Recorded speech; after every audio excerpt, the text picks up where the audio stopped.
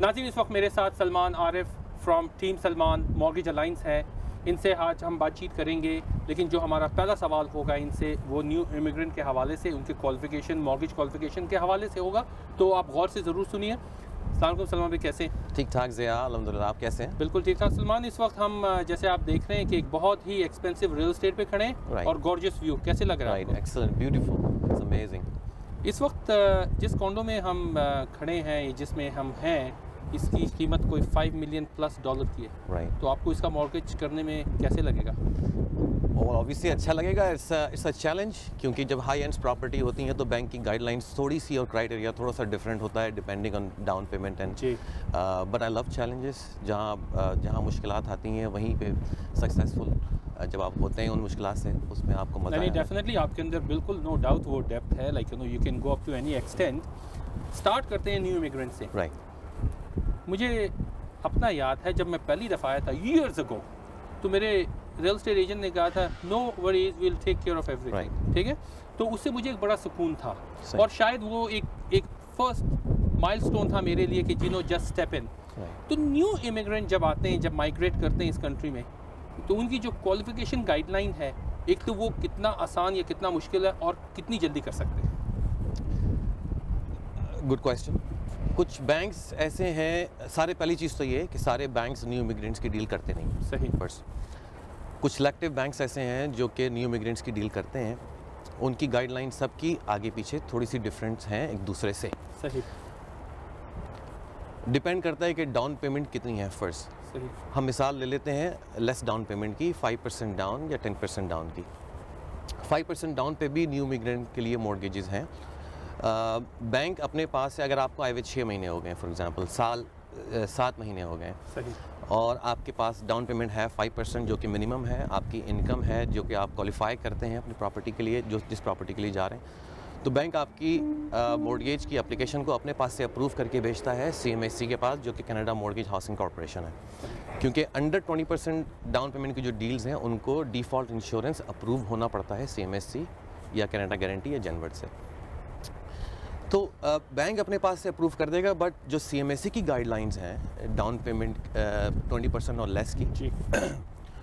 वो कहते हैं उनके पास 1 साल का टेन्योर होना चाहिए किसी भी क्लाइंट को, किसी भी एप्लीकेंट को कनाडा के अंदर एज ए इमिग्रेंट।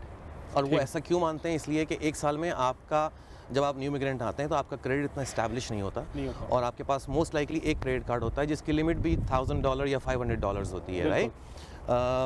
5% या 10% डाउन के लिए जो क्रेडिट क्राइटेरिया है वो डिफरेंट है as compare to higher down payment, और इसमें आपको ऑल्टरनेट क्रेडिट दिखाना पड़ता है जो कि non reporting credit. Non reporting मतलब आपकी इंश्योरेंस की पेमेंट्स जा रही हैं एवरी मंथ आपके अकाउंट से डायरेक्ट, वो आपके क्रेडिट ब्यूरो में रिपोर्ट नहीं होती है।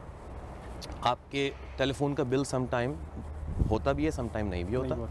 आपके जो रेंटल चेक्स हैं जो आप अपने लैंडलॉर्ड को दे रहे हैं वो रिपोर्टेड नहीं है। तो नॉन रिपोर्टिंग दो कोई ऐसी ट्रेड लाइंस हों जो कि आप दिखा सकें कि 12 मंथ से आप पे कर रहे हैं, तो CMHC की बेसिक गाइडलाइंस ये हैं। सही। तो अगर सम टाइम बैंक अप्रूव भी कर देता है, CMHC डिक्लाइन कर देता है, और ये चेंजेस हुए हैं जब से B20 B21 पास हुआ लॉ। ठीक है, ये कब पास हुआ?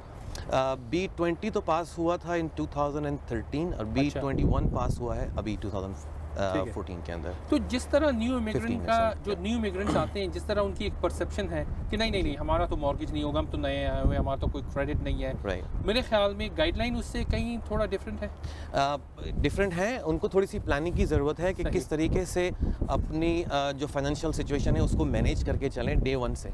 ऐसा नहीं है 1 साल का टाइम पूरा हो और उनको क्वालिफिकेशन हो जानी चाहिए किसी ना किसी प्रॉपर्टी को परचेस करने के लिए, बट क्योंकि उनको इन्फॉर्मेशन नहीं है और उसके बाद उनको अननेसेसरी वेट करना पड़ता है वो लैक ऑफ इन्फॉर्मेशन की वजह से। तो उसके लिए चाहिए कि प्रोफेशनल से मिलें, बात करें कि क्या गाइडलाइंस हैं, हम किस तरह से अपने आप को मैनेज करें, आगे कैसे चलें।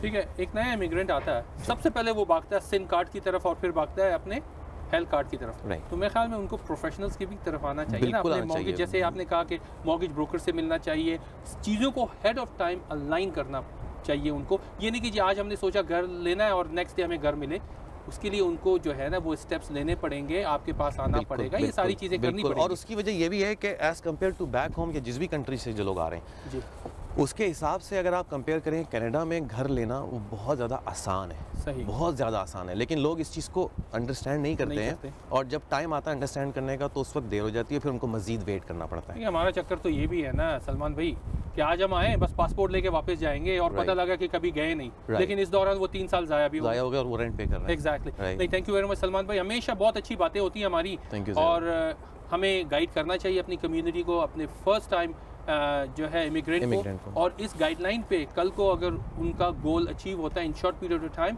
तो हमारे ख्याल में हमने अपनी जिम्मेदारी पूरी की। बिल्कुल बिल्कुल। नाज़रीन, जैसे आपने देखा सलमान ने बहुत अच्छी बात की कि आपको जो है वो एक्सरसाइज करना पड़ेगा, आपको जो है ये अचीवमेंट्स लेने पड़ेंगे, और जिस तरह के आप अपने हेल्थ कार्ड और अपने सिन कार्ड के पीछे भागते हैं इसी तरह आपको प्रोफेशनल्स मॉर्गेज प्रोफेशनल की तरफ आना पड़ेगा, उनसे गाइडलाइन लेनी पड़ेगी ताकि 6 महीने, 1 साल, 9 महीने जब भी आपका प्लान हो घर लेने के लिए तो उस वक्त you are ready to go. यहाँ से हम चलते हैं एक ब्रेक की तरफ, स्टे विद अस।